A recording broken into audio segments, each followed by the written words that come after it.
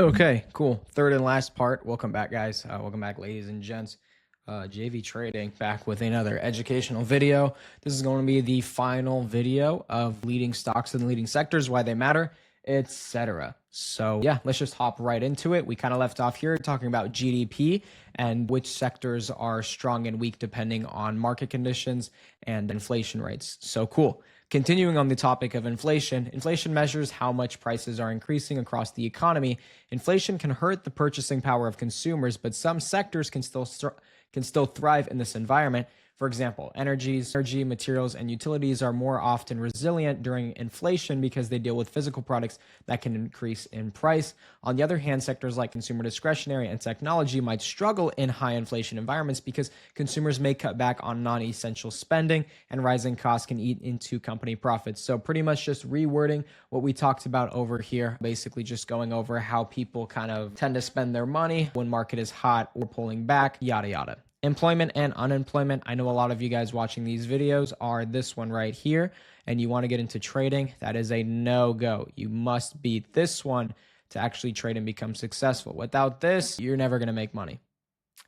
The level of employment in the economy can also have a big impact on sectors. When unemployment is low, people tend to have more disposable income. Again, if you work a job, you have money, bro. You won't be asking for handouts, which can boost sectors like retail and travel. During periods of high unemployment, more defensive sectors like healthcare and utilities tend to outperform because people still need healthcare services and basic utilities regardless of the job market. Again, jobs have nothing to do with you needing toilet paper to wipe your butt, water to drink, and electricity to keep you warm and keep the lights on. Earning and sector momentum. Switching it up now. Earnings season is a key period where sector momentum can be identified. I love earnings. Plenty of EPs to play. Strong earnings from companies within sector often translate into positive performance for the entire sector, usually be or become a leading stock if they do perform well. Earnings surprises. When a company's report earnings above analyst expectations, it can indicate strength within a sector.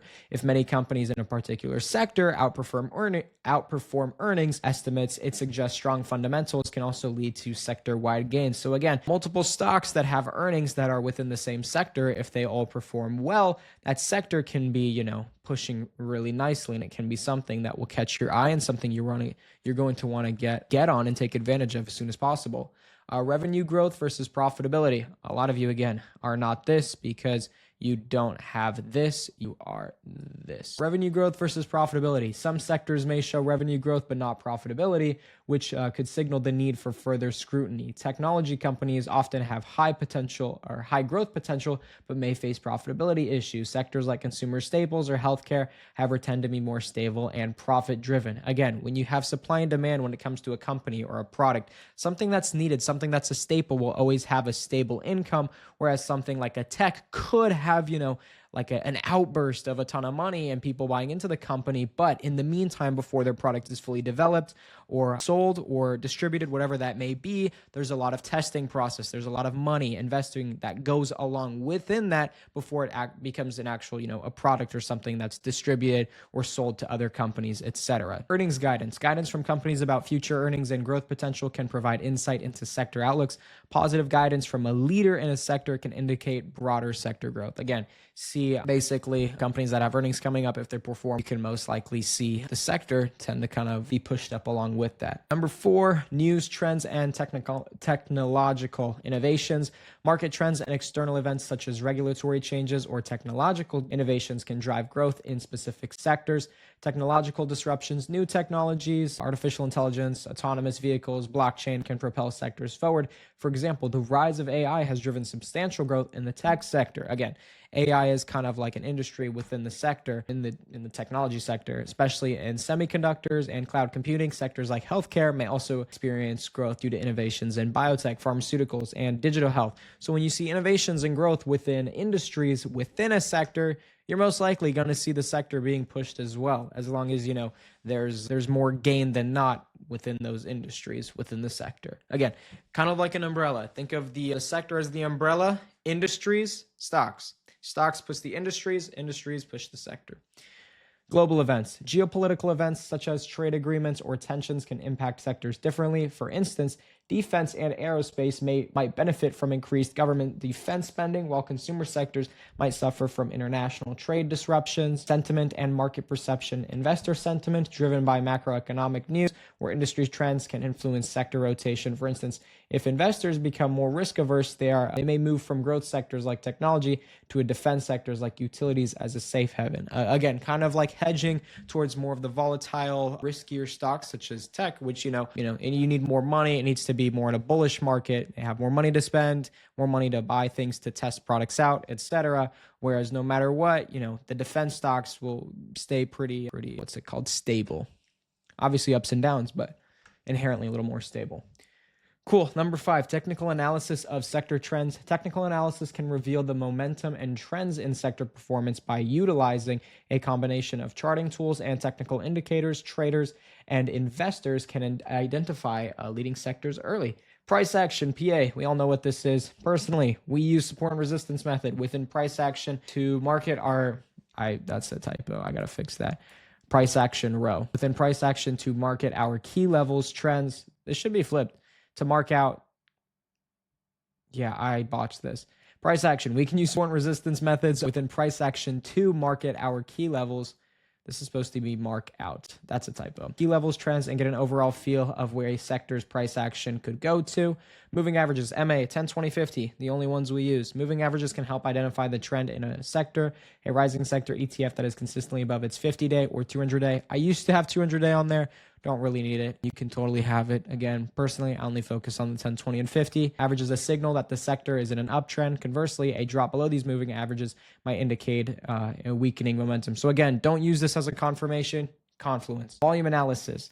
Volume, more of a confirmation than a confluence for me. Volume is one of the most key things when it comes to breakouts, stocks, trends, etc. Volume can confirm the strength of a trend. If a sector, ETF, or stock is experiencing rising prices along with increasing volume, it may indicate that the sector is gaining strength. Conversely, rising prices with declining volume might signal a lack of conviction and suggest a potential reversal. So again, take this with a grain of salt. Normally when it comes to breakouts, trim 3 to 5 days after, primarily because that's when we start to see volume die off. And when you see a stock moving upwards with volume that's dying down, you're thinking, okay, buyers, are getting weak, sellers are starting to come in, etc. Just like when we see price action tighten up, we're seeing sellers die out. But instead of the price action selling off, it's going sideways, indicating it's just getting contracted. Sellers are dying off, but buyers are still in there, making the stock tighter and tighter and tighter. And then when it comes to that pinch, either buyers or sellers, primarily if it's a bullish setup, you're going to see buyers step in, and we're going to see that breakout. And depending on, how sellers act on the key levels that are above the breakout level,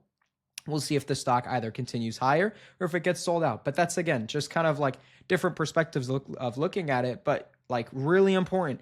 Understand how volume and price action kind of intertwine and how they communicate with each other. Because once you're able to understand that, your intuition is built, you know how to look at things, and it's going to be kind of like looking at the back of your hand. When you see something, you're going to know what decisions to make.